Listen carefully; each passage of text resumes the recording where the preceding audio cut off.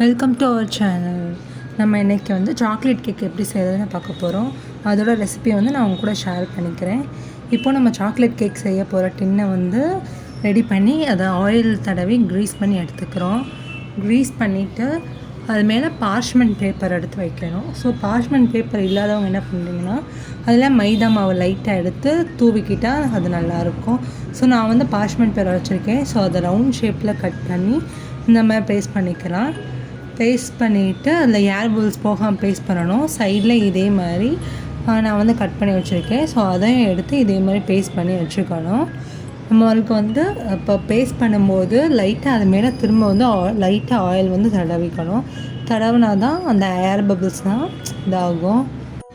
So நம்ம இதை எடுத்து ஒரு சைடு வச்சுக்கிறோம். இப்போது ஒரு பவுல் எடுத்து அதில் சல்லடை வச்சுக்கிறோம். வச்சுட்டு 1/2 கப் வந்து மைதா மாவை எடுத்து வச்சுக்கிறோம். நம்ம எப்போவுமே ட்ரை இன்க்ரீடியன்ட்ஸ் வந்து சளிச்சு தான் எடுத்துக்கணும். அப்போ தான் அதில் கிரானுவல்ஸ்னால் இதாகாமல் இருக்கும்.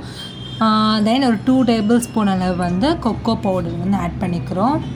ஆட் பண்ணிட்டு 1/2 டீஸ்பூன் வந்து பேக்கிங் பவுடர் வந்து ஆட் பண்ணிக்கணும். ஆட் பண்ணிட்டு 1/8 டீஸ்பூன், இட் மீன்ஸ் ஒரு பிஞ்ச் அளவு வந்து பேக்கிங் சோடா நம்ம ஆட் பண்ணிக்கிறோம்.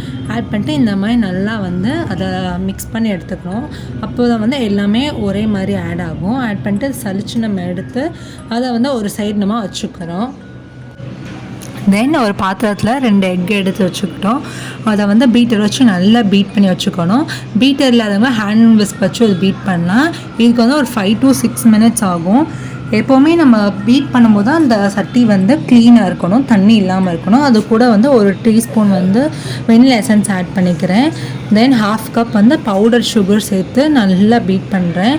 அது வந்து அந்த கலர் வந்து மாறணும், அது வரை நம்ம வந்து நல்லா பீட் பண்ணணும். ஸோ இப்போ பீட் பண்ணிட்டு பார்க்கும்போது வந்து க்ரீமி கன்சிஸ்டன்சியில் இருக்கணும். அப்போ தான் நம்ம ரெடி ஆகிடுச்சுன்னு அர்த்தம். இங்கே பாருங்கள், க்ரீமி கன்சிஸ்டன்சியில் இருக்கும். அப்போ இன்னொரு ஒரு டீஸ்பூன் வந்து வெனிலா எசன்ஸ் ஆட் பண்ணிக்கிறேன்.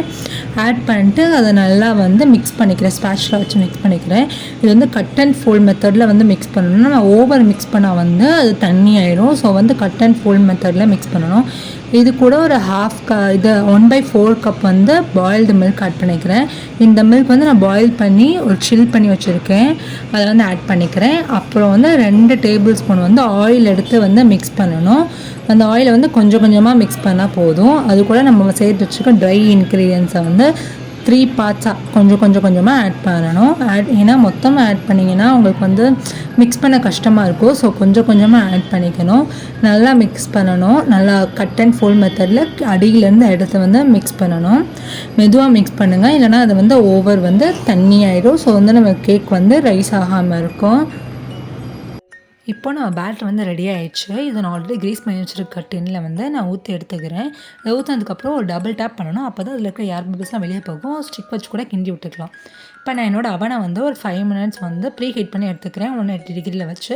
குக்கராக இருந்தாலும் நீங்கள் வந்து மீடியம் ஃப்ளேமில் வச்சு ப்ரீ ஹீட் பண்ணி எடுத்து வச்சுக்கணும். எடுத்து வச்சதுக்கப்புறம் என்னோடய பேட்டர் வந்து ரெடியாக இருக்குது. ஸோ இதை உள்ளே வச்சுட்டேன். மேக்ஸிமம் வந்து ஒரு 25 to 30 minutes ஆகும் பேக் ஆகிறதுக்கு கேக் வந்து. ஸோ நான் வந்து 180 டிகிரியில் ஒரு 30 minutes வந்து நான் பேக் பண்ணி எடுத்துக்கிறேன். குக்கராக இருந்தால் வந்து நீங்கள் மீடியம் ஃப்ளேமில் வச்சு இது பண்ணணும். ஹை ஃப்ளேமில் வச்சிங்கன்னா அது நல்லா இருக்காது. ஸோ வந்து இப்போ என்னோடய கேக் வந்து ரெடி ஆகிடுச்சு. நான் பார்ச்மெண்ட் பேப்பர் போட்டிருக்கனால வந்து எனக்கு ஈஸியாக இருக்குது இதுலேருந்து எடுக்கிறதுக்கு. மேலே இப்படி ஒரு தட்டினோன்னாலே வந்துடும், நம்ம கேக் வந்து ஈஸியாக வந்துடும். மேலே ஒட்டியிருக்க பார்ச்மெண்ட் பேப்பரை வந்து நான் எடுத்துடுறேன். இப்போ பார்த்தாலே தெரியும் என்னோடய கேக் வந்து நல்லா ரெடி ஆகிடுச்சு. சாக்லேட் கேக்கை பொறுத்தளவு வந்து நமக்கு வேஸ்டேஜே இருக்காது. அதான் இதோட ஸ்பெஷாலிட்டியே. இப்போ என்னோடய கேக்கை வந்து நான் 3 லேயர்ஸாக வந்து கட் பண்ணி எடுத்துக்கிறேன். நீங்கள் பார்த்தா தெரியும் 3 லேயர்ஸாக கட் பண்ணியாச்சு. அது நல்லா வந்து ஸ்பாஞ்சியாக இருக்குது. நல்லா அப்படி ப்ரெஸ் பண்ணி பார்த்தாலே தெரியும் நல்லா ஸ்பாஞ்சியாக என்னோடய கேக் வந்து ரெடி ஆயிடுச்சு. இந்த ரெசிபி எல்லோரும் வீட்டில் ட்ரை பண்ணி பாருங்கள். அது ஒரு ஈஸியான ரெசிபி தான். மறக்காமல் இந்த சேனலை சப்ஸ்கிரைப் பண்ணுங்கள், லைக் அண்ட் ஷேர் பண்ணிடுங்க. நெக்ஸ்ட் வீடியோக்காக வெயிட் பண்ணுங்கள். Stay tune guys. Bye bye.